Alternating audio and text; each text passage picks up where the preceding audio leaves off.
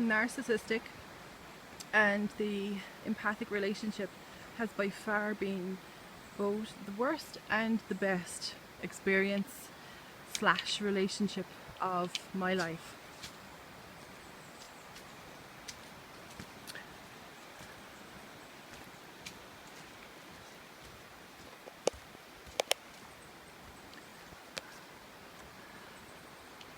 Today was another testing, challenging day in my own journey as the empath V versus the narcissist.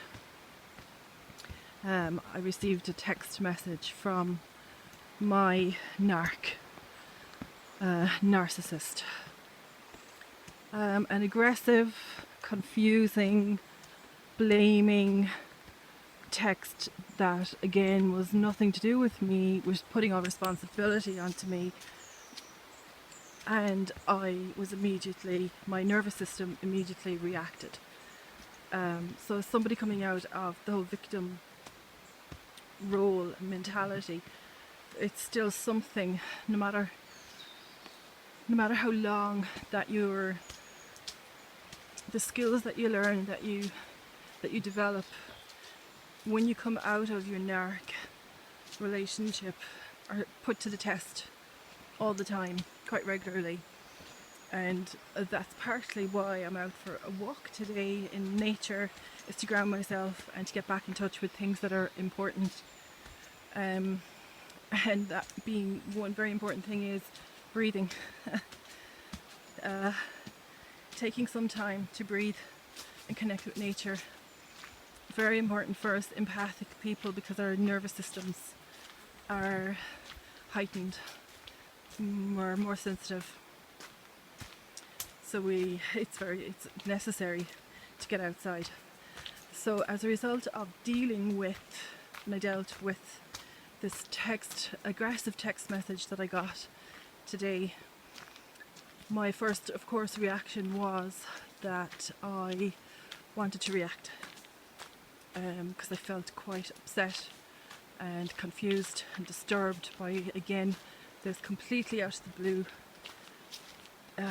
dagger that comes from nowhere. It's drama, chaos making, and it's completely and utterly avoidable, but it serves this other person's agenda, and he knows that used to work before. In the relationship it used to work, and it could, yes, again, if I allowed it to. But I'm 5 years out of that relationship. Now the person is still there. They don't want to unhook. They won't go away. And I'm learning to deal with that. And so again, today, October, it's a beautiful October morning. It's really hard not to feel good on a day like today. Look at this sun, look at this weather. This is Ireland, for God's sake, on an October morning.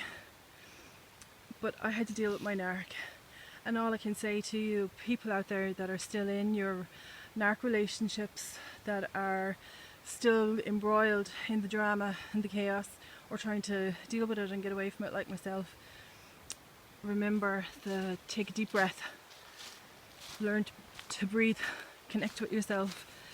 And when I did that, it took me half an hour to compose myself, but at that stage I was able to put a reply together to deal with this person in a very calm and reasonable manner.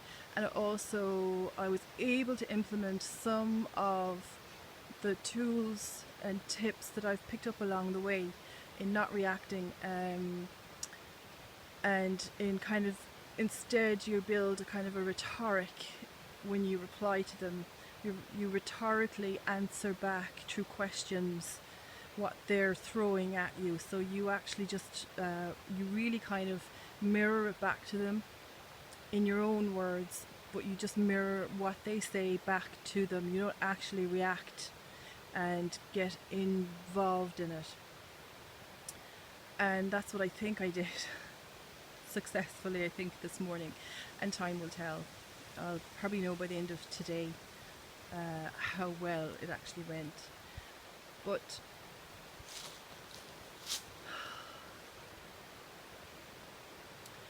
I just want to say that it's important to remember who you are, to remember what you've learned, to remember where you've been, and to remember that you're this far down the road.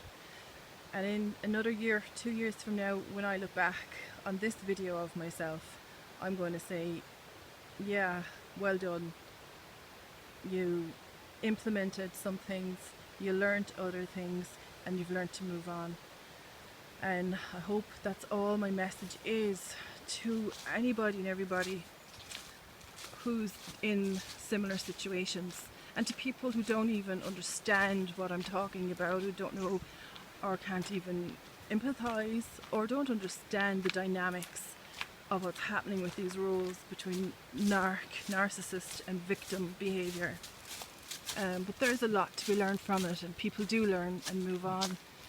And I am one of those people, and I know that other people, lots of other people, women especially, are showing the way for them and their children.